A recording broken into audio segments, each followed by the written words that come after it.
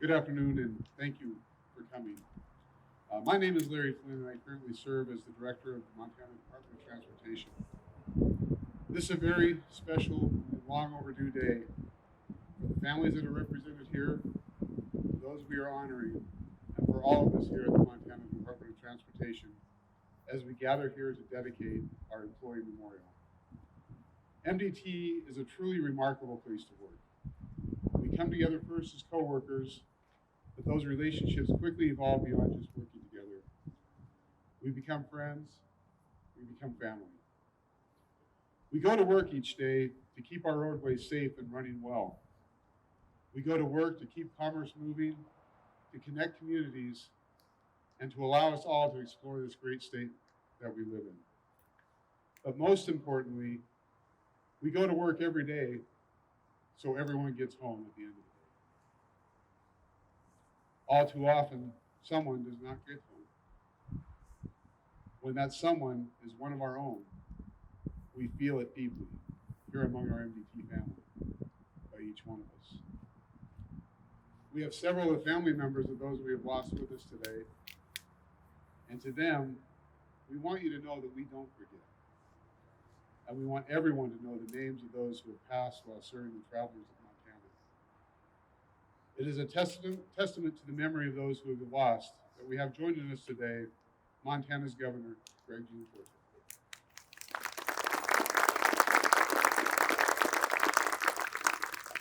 Thank you, Larry, and good afternoon, everyone. It's great to be with you today to honor the department employees who have tragically passed away in the line of duty and to dedicate this memorial to them. Thanks to the hardworking employees at MDT, we can rely on our roads, our bridges, and infrastructure that connects our communities across the state and keeps our state moving. A safe and efficient transportation system is vital to our economy and our communities. Our MDT personnel work alongside active traffic, operate and repair heavy equipment, and travel countless miles at all hours of the day and night to get their jobs done. Your commitment allows Montanans to get to work, to go to school, to visit friends and family, get to medical appointments, move goods to market, and enjoy the many beautiful landscapes and activities we have as Montanans. The job is long, and unfortunately, it is also dangerous. But when called to serve, you always rise to meet the occasion. Sadly, some don't make it home. To honor them and their families, we join here today to dedicate this memorial and remember their lives and their great service to this state. It's an honor to recognize this tribute to the men and women who have passed away in the line of duty, doing the noble work that's been entrusted to MDT. We are here today to spotlight their sacrifice and the pain of the families they've left behind. It takes a special type of person to work in all elements at all hours. On behalf of all Montanans and to those employees and their families here with us today, I want to thank you for your hard work and dedication. On behalf of all Montanans, I stand to recognize today those who have passed on in the line of duty. On behalf of all Montanans, I lift up your pain in prayer. No words can fully cover the pain and sacrifice of the families of those recognized through this memorial. But let us take this opportunity to pause, to come together in sorrow, to lift them up for a moment.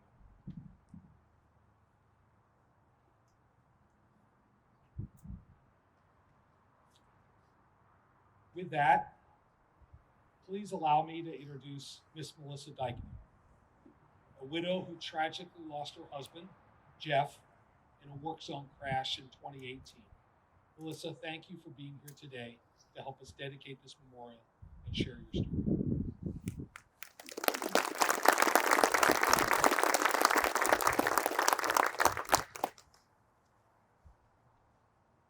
Hi, my name is Melissa Bikeman.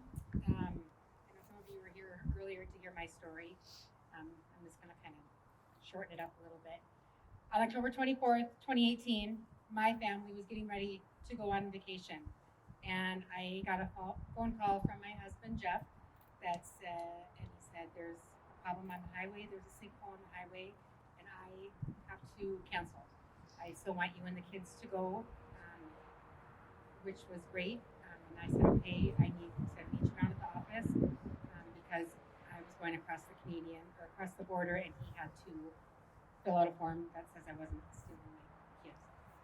So we got everything ready and headed down to his office. The kids started calling, and there was no answer. We got to the office, and we could not get a hold of him. So we called his work phone, and he didn't answer his work phone, which was quite weird. I ended up in the office trying to find somebody, and there was nobody there, so I just hollered, hey, has anybody seen Bikeman? And Dave, his right-hand manager, stood up, and I said, Dave, where's Jeff at? And he said, Melissa, there's been an accident on the highway. At that time, I thought it was an accident. It wasn't an accident. So we headed towards the highway, my kids and I, and when we got to the top of the bridge on South Billings Boulevard, my daughter said, oh my God, Mom. And I looked to the left, I looked to the right, and it was a scene out of an action-packed movie. The cars were stopped as far back as I could possibly see. There were multiple fire engines, there were multiple ambulances. The crime scene unit was there. There were probably 20 or 30 police cars, and I knew in my heart that it was going to be bad. My next thought was, how do I get down there because the traffic is stopped? So I just went down the off ramp and got as far as I could, told the kids, please stay in the car until I get back. Went running up there, police officer caught me. He said, ma'am, you can't be here. And I said, my name is Melissa Dikeman, and my husband is Jeff Dikeman, and I know he's been in an accident, and I need to see him. And he said, ma'am, you can't be here. And I said again, my name is Melissa Dikeman, and my husband is Jeff Dikeman, and can I please see him? And the third time he went to say, ma'am, and I said, my name is Melissa Dikeman. Can you just please tell me if he's alive? And he looked at me and I said, just please tell me if he's alive. And he shook his head and he's like, I'm sorry, he's not alive. So of course I screamed and hit the ground, and they were helping me up. And the officer looked at me and he said, Melissa, look at me. Your kids are standing right behind you. So on October 24th, when we were supposed to be going on our family vacation, I had to tell my kids, who were 14 and 16 at the time, that their dad was dead. Not an easy thing to do. My daughter did the same thing that I did, and my son just started walking in circles. The police officer said, Melissa, can you please get your kids in the car? I will take you somewhere safe. I will take you somewhere safe so you're not on the newspaper tomorrow morning. He's like, there's media everywhere. So he took us to the police station that was around the corner, where I called my sister and I just said, he's dead. Can you come and get us?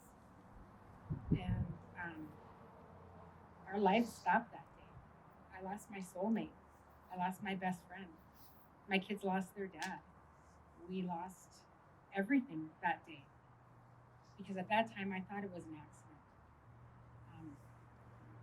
So we ended up at my sister's house, and then I have to do what anybody would do. I have to call people and say, you need to come to Billings because your brother-in-law is dead. I had to drive, my sister drove me to my mother-in-law's house, where I had to tell her, I'm sorry, your son was killed today. Not an easy thing to do. We spent the next couple weeks at my sister's house. We had to plan a funeral. We had to write an obituary. We had to do all the things that you don't know how to do. I didn't know how to do. I worked part-time. I worked my work was our fun money. Jeff was a breadwinner. What am I going to do? I don't have a job. 2 days after he was killed working for the highway department, I got a call from the insurance company that said, we're very sorry for your loss, but your name isn't on the policy. Jeff held the policy, so you no longer have health insurance. 2 days after my husband was killed. Now, I don't have a husband. My kids don't have a dad. I don't know how we're going to survive. And now I don't have health insurance. How do I function? What do I do? So we did all the things. I thank God every day that I had a great support system. I would have been lost without my family. To make those phone calls to my brother-in-law to say you need to come to Billings because your brother-in-law was killed today by somebody's choice. It wasn't our choice. It was somebody else's choice. He chose to huff behind the wheel in a construction zone because he could get a quick hide before he had to go back to work. He was in a 75,000-pound work truck, flatbed. He blew through 3 pickup trucks and a sludge tank because he was passed out. When they went to see if he was okay, he didn't know what he had done. When the guy opened the door, he was coming to, and his words were, "Hey, dude, what's up? Hey, dude, what's up?" He had no idea what he had just done. And no remorse for what he had done. Less than 2 months after he killed my husband, he posted stuff on Facebook how great 2019 is going to be. He had no remorse. That's a hard thing to swallow when I'm trying to figure out how we're going to live. How are we going to survive? How are we going to function? He had a choice that day. He still has a choice to this day. He can get out of prison. He can choose to maybe live a better life. He has that choice. We don't have a choice. My kids don't have a choice to say, "Hey, Dad, can you take us fishing?" My daughter doesn't have a choice to ask her dad to walk her down the aisle. My son doesn't have a choice to say, "Dad, let's go catch a football game. Let's go watch a baseball game." He's got that choice. It's not a very fair choice in my eyes because he took our choice away that day. I don't have a choice anymore to say, "Hey, Jeff, let's go for a Harley ride." I don't have that choice. But he has a choice. And maybe one day he'll make the right choice and make it okay. But right now, I don't think about him because he's taken enough from our life that I don't want to give him anymore. People tell us you need to move on. You need to get over that day. My life died that day. The person that I knew died that day. Melissa Bikeman died that day. I had to reinvent myself to continue to move forward, but we will never move on from that day. We will move forward. All the things that you don't think about. Graduations. I had to go through graduations. My kids had to go through graduations without their dad. I had to drop my son off in Bozeman one weekend. Then 2 days later, I dropped my daughter off in Missoula. And 2 days after that, I went home. What was supposed to be our time as happy empty nesters, where we got to go on the Harley, we got to do weekend trips. We didn't have to worry about dinners. We didn't have to worry about getting kids to school or getting up in the morning. It was supposed to be our time. And instead, I drove home to an empty house that I didn't know how to take care of. Thankfully, I had a great support system that helped me figure things out. And I still figure things out to this day. But it's not by my choice. A couple weeks ago, both of my kids had some major life decisions that they made. I commend them for making them, and I support them 100%. But Jeff should have been here to help me deal with those. And instead, I had to deal with them on my own. Yes, I have family that would help me, but sometimes you feel like people get tired of listening to you. If I'm having a bad day, or if my kids are having a bad day, sometimes it's like you feel like you're imposing on people because they get tired of hearing it. And then they tell you, oh, you just need to move on. It's not that easy just to move on. Our lives will be forever affected. Forever. Because of somebody's choice that they made that day. We will forever always have an empty seat at our table in memory of Jeff. Our lives will move forward, and they have moved forward, but they will never go on. People don't understand that the effects will go on forever. Our effects will go on forever when things happen. He can't hold a grandchild if we ever have one, because of somebody's choice. You have a choice. You can choose to drink. You can choose to do drugs. Don't choose to get behind the wheel of a car and take somebody else's choice away to ruin their families.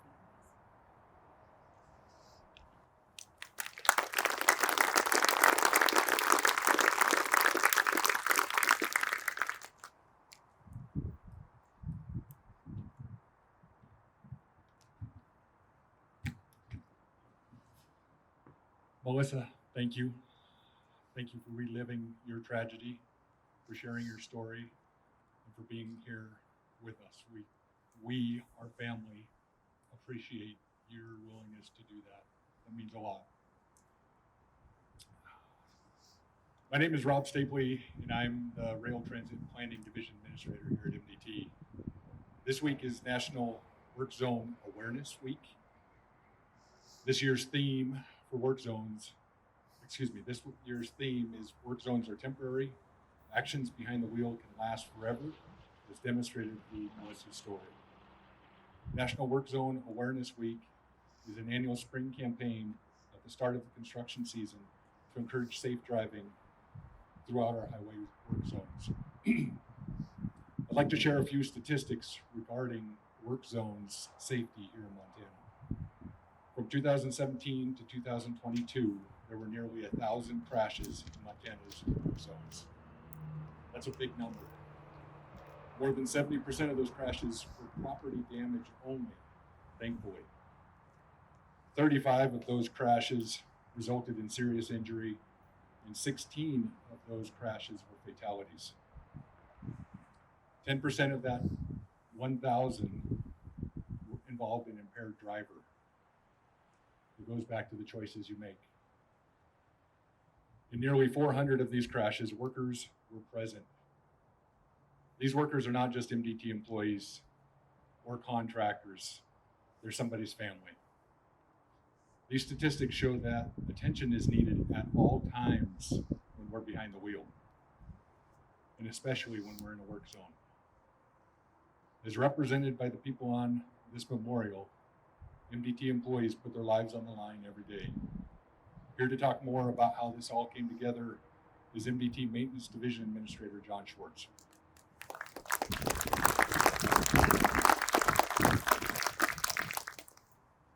Thank you, Rob. Melissa, thank you again for sharing your story. I'm John Swartz. I'm the Maintenance Administrator here at MDT, and I've been here for quite some time. What makes this memorial truly special is that it was employee-driven initiative. It was conceived, planned, designed, and built by the very individuals at MDT. It was built with care and reverence, and I want to acknowledge the design, craftsmanship, and heartfelt effort put forth by those MDT employees in constructing the memorial. MDT employees from all areas of the organization came together. Equipment, engineering, maintenance, safety, civil rights, planning, motor carriers, and all of our facility staff came together with a shared commitment to build a memorial that serves as a focal point where everyone can come together and honor those lives we have lost. Now I invite Walt Kurtula to come forward and read the names of those 16 individual family members here at MDT we lost.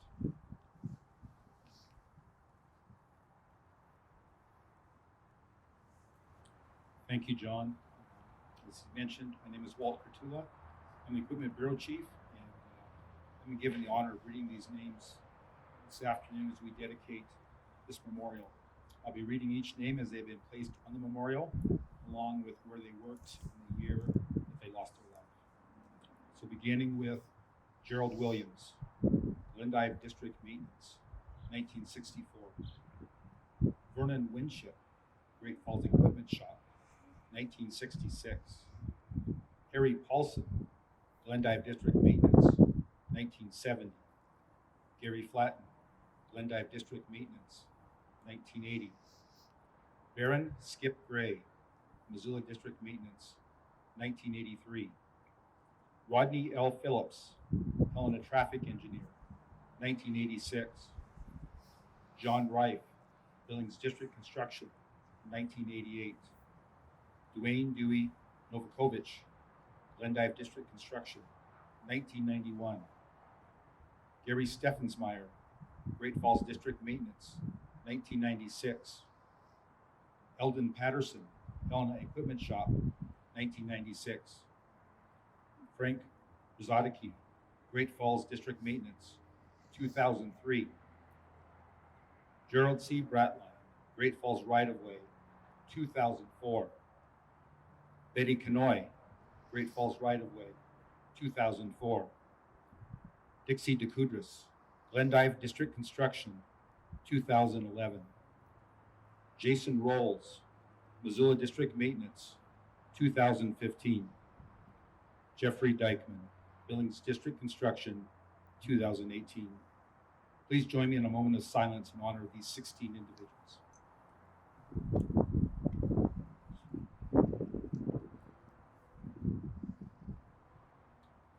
Turn it over to Larry Flynn to conclude our program today. Thank you, Walt. And thanks for everyone, Governor, Melissa. Thank you both for being here and sharing on this day. The memorial is not just a memory for those that we've lost. The memorial is a reminder to be conscious, to be aware of our work zones and the folks, not just MDT workers, the contractors, everyone that's out there in the work zones that put their lives on the line every day to make sure that we can get home every night. So thank you for coming.